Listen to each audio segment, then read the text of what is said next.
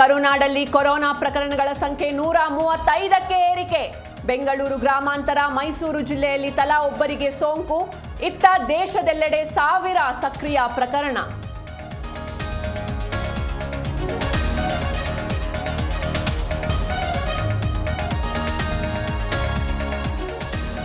Covid ಬಗ್ಗೆ ಭಯ ಬೇಡ, ಮುನ್ನೆಚ್ಚರಿಕೆ ಅಗತ್ಯ. ಸಿಎಂ ನೇತೃತ್ವದಲ್ಲಿ ನಡೆದ ಸಭೆಯಲ್ಲಿ ತಜ್ಞರ ಸಲಹೆ. ಕೋವಿಡ್ ನಿಯಂತ್ರಣಕ್ಕೆ ಅಧಿಕಾರಿಗಳಿಗೆ ಸೂಚನೆ.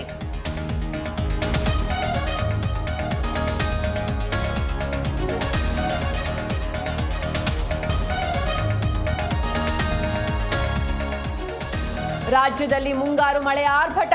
3 ದಿನ 11 ಜಿಲ್ಲೆಗೆ ರೆಡ್ ಅಲರ್ಟ್. ದಕ್ಷಿಣ ಕನ್ನಡ, ಕೊಡಗಿನಲ್ಲಿ ಶಾಲಾ ಕಾಲೇಜುಗಳಿಗೆ ರಜೆ.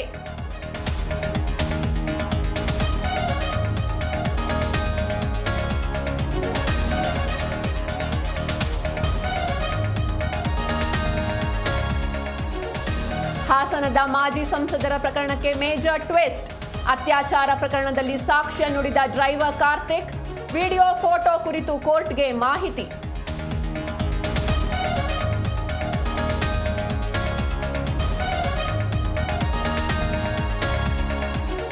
ಮುಂಬೈ ವಿರುದ್ಧ ಪಂಜಾಬ್ಗೆ 7 ವಿಕೆಟ್ಗಳ ಗೆಲುವು. ಪಾಯಿಂಟ್ಸ್ ಟೇಬಲ್ನಲ್ಲಿ ಅಗ್ರಸ್ಥಾನ. ಮೊದಲ ಸ್ಥಾನಕ್ಕೇರುವ ತವಕದಲ್ಲಿ ಆರ್ಸಿಬಿ.